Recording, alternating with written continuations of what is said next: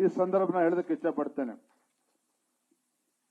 ಬಂಧುಗಳೇ, ಸಂವಿಧಾನ ಇದೊಂದು ಧರ್ಮ ಗ್ರಂಥ.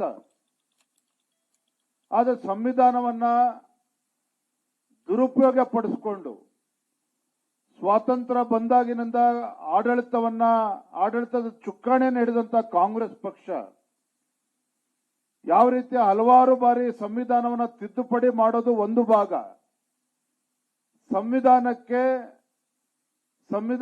ಸಂವಿಧಾನವನ್ನ ದುರುಪಯೋಗ ಪಡಿಸಿಕೊಂಡು ಯಾವ ರೀತಿ ದೇಶದಲ್ಲಿ ತುರ್ತು ಪರಿಸ್ಥಿತಿಯನ್ನ ಹೇರುವಂತ ಹೇಯ ಕೃತ್ಯಕ್ಕೆ ಕಾಂಗ್ರೆಸ್ ಪಕ್ಷದ ನೇತೃತ್ವದಲ್ಲಿ ಆಗಿದೆ ಅನ್ನೋದನ್ನ ದೇಶದ ಜನರು ಕೂಡ ಮರ್ತಿಲ್ಲ, ರಾಜ್ಯದ ಜನರು ಕೂಡ ಮರ್ತಿಲ್ಲ.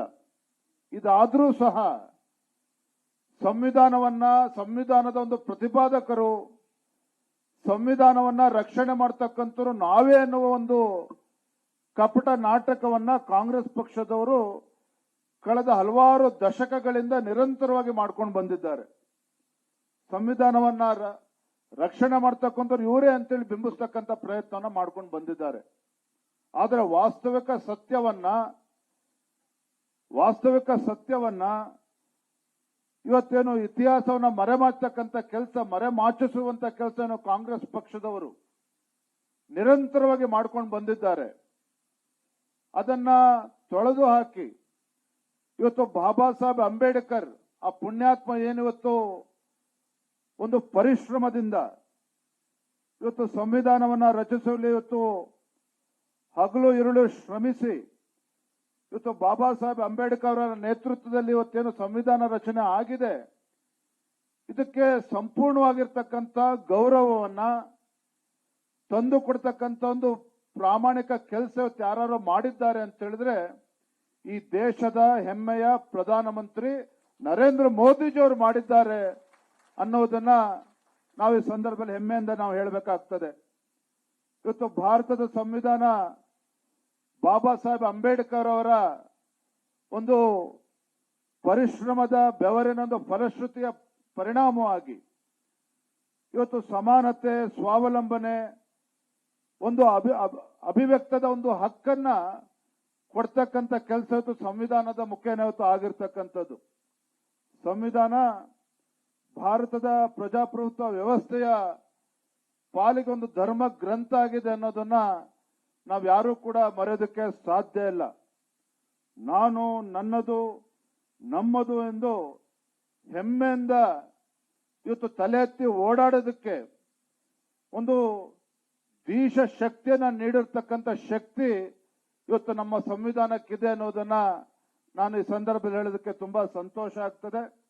ನಾನಿವತ್ತು ಏನು ಭಾರತದ ಪ್ರಜಾತಂತ್ರ ವ್ಯವಸ್ಥೆ ಸಂವಿಧಾನಕ್ಕೆ ಗೌರವ ಕೊಡ್ತಕ್ಕಂಥ ಕೆಲಸ ನಮ್ಮೆಲ್ಲರ ನೇತೃತ್ವದಲ್ಲಿ ಇವತ್ತು ಆಗಬೇಕಾಗಿದೆ. ಸಂವಿಧಾನಕ್ಕೆ ಗೌರವ ಕೊಡ್ತಕ್ಕಂಥ ಕೆಲಸವೂ ಕೂಡ ಆಗಬೇಕಾಗಿದೆ. ಸಂವಿಧಾನವನ್ನ ರಕ್ಷಣೆ ಮಾಡ್ತಕ್ಕಂಥ ಕರ್ತವ್ಯ ಪ್ರತಿಯೊಬ್ಬ ಭಾರತೀಯದು ಅನ್ನೋದನ್ನ ನಾವು ಈ ಸಂದರ್ಭದಲ್ಲಿ ನೆನಪು ಮಾಡ್ಕೋಬೇಕಾಗ್ತದೆ. ಹಾಗಾಗಿ ನಾನು ಇಷ್ಟು ಮಾತ್ರ ಸಂದರ್ಭದಲ್ಲಿ ಹೇಳ್ತೇನೆ, ಕಾಂಗ್ರೆಸ್ ಪಕ್ಷದ ಅಪಪ್ರಚಾರ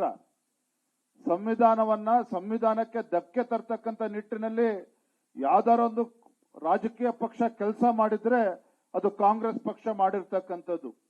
ಆದ್ರೆ ಸಂವಿಧಾನಕ್ಕೆ ಗೌರವ ತರ್ತಕ್ಕಂಥ ನಿಟ್ಟಿನಲ್ಲಿ ಸಂವಿಧಾನ ಈ ದೇಶದ ಪ್ರತಿಯೊಬ್ಬ ಪ್ರಜೆಯೂ ಕೂಡ ಗೌರವದಿಂದ ಕಾಣಬೇಕು, ಗೌರವದಿಂದ ಪಾಲಿಸಬೇಕು ಅನ್ನುವ ದೃಷ್ಟಿಕೋನ ಇಟ್ಕೊಂಡು ಇವತ್ತು ನವೆಂಬರ್ 26 ಇವತ್ತು ಸಂವಿಧಾನ ದಿನ ಅಂತೇಳಿ ಇವತ್ತು ಗೌರವ ತರ್ತಕ್ಕಂಥ ನಿಟ್ಟಿನಲ್ಲಿ ದೇಶಾದ್ಯಂತ ಇವತ್ತು ಆಚರಣೆ ಮಾಡ್ತಾ ಇದೆ.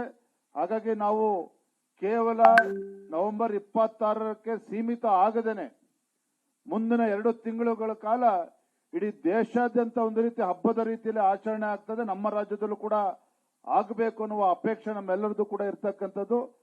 ಆಚರಣೆಯ ಜೊತೆಗೆ ಇದನ್ನ ನಮ್ಮ ಜೀವನದಲ್ಲೂ ಕೂಡ ರೂಢಿಸಿಕೊಂಡು ಎಲ್ಲ ಸಮಾಜ, ಎಲ್ಲ ವರ್ಗಗಳಿಗೂ ಕೂಡ ಗೌರವನ ಕೊಟ್ಟು ಬಾಬಾ ಸಾಹೇಬ್ ಅಂಬೇಡ್ಕರ್ ಅವರಿಗೆ ಗೌರವ ತರ್ತಕ್ಕಂಥ ನಿಟ್ಟಿನಲ್ಲಿ ಸಂವಿಧಾನದ ಶಿಲ್ಪಿ ಬಾಬಾ ಸಾಹೇಬ್ ಅಂಬೇಡ್ಕರ್ ಅವರಿಗೆ ಗೌರವನ ಕೊಟ್ಟು ಸಂವಿಧಾನವನ್ನ ರಕ್ಷಣೆ ಮಾಡ್ತಕ್ಕಂಥ ಕೆಲಸ ನಿಮ್ಮೆಲ್ಲರ ನೇತೃತ್ವದಲ್ಲಿ ಮಾಡೋಣ ಅನ್ನುವ ಮಾತನ್ನ ಈ ಸಂದರ್ಭದಲ್ಲಿ ಹೇಳ್ತಾ ಮತ್ತೊಮ್ಮೆ ತಮ್ಮೆಲ್ಲರೂ ಕೂಡ ಶುಭಾಶಯಗಳನ್ನ ತಿಳಿಸಿ